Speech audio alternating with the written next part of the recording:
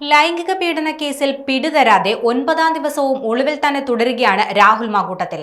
കേസിൽ മുൻകൂർ ജാമ്യാപേക്ഷ തള്ളിയിട്ടും രാഹുലിനെ അറസ്റ്റ് ചെയ്യാൻ SITക്ക് കഴിഞ്ഞിട്ടില്ല. രാഹുലിനെ പിടികൂടാൻ കോടതി പരിസരങ്ങളിലടക്കം നിരീക്ഷണം ശക്തമാക്കിയിരിക്കുകയാണ് അന്വേഷണ സംഘം. കീഴടങ്ങും മുൻപ് രാഹുലിനെ പിടികൂടാനാണ് അന്വേഷണ സംഘത്തിന്റെ നീക്കം.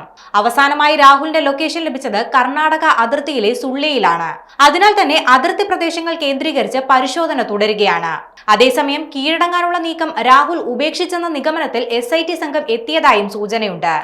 ഇന്നലെ രാഹുൽ കേരള കർണാടക അതിർത്തിയിലെത്തിയെന്നാണ് വിവരം ലഭിച്ചത്. കീഴടങ്ങാനാണ് ഇവിടെ എത്തിയതെന്നായിരുന്നു SITക്ക് ലഭിച്ച വിവരം. സുള്ളി കേന്ദ്രീകരിച്ച് രാത്രിയിലും പോലീസ് പരിശോധന നടത്തിയിരുന്നു. കുടകിലും രാഹുലിന് സഹായം ലഭിച്ചെന്നാണ് വിവരം. അതേസമയം തിരുവനന്തപുരം സെഷൻസ് കോടതി മുൻകൂർ ജാമ്യം നിഷേധിച്ചതോടെ ഹൈക്കോടതിയെ സമീപിക്കാനിരിക്കുകയാണ് രാഹുൽ. ഇന്ന് അഭിഭാഷകൻ മുഖേന രാഹുൽ ഹൈക്കോടതിയിൽ മുൻകൂർ ജാമ്യാപേക്ഷ നൽകും. രാഹുലിനെതിരായ രണ്ടാമത്തെ പരാതിയിൽ SIT നടപടികൾ വേഗത്തിലാക്കിയിരിക്കുകയാണ്. കേസിൽ രാഹുലിന്റെ സുഹൃത്തും യൂത്ത് കോൺഗ്രസ് നേതാവുമായ ഫെന്നി നൈനാനെ കൂടി പ്രതി ചേർക്കും. അതിജീവിത പരാതിയിൽ ഫെന്നി നൈനാന്റെ പേര് പരാമർശിക്കുന്നുണ്ട്.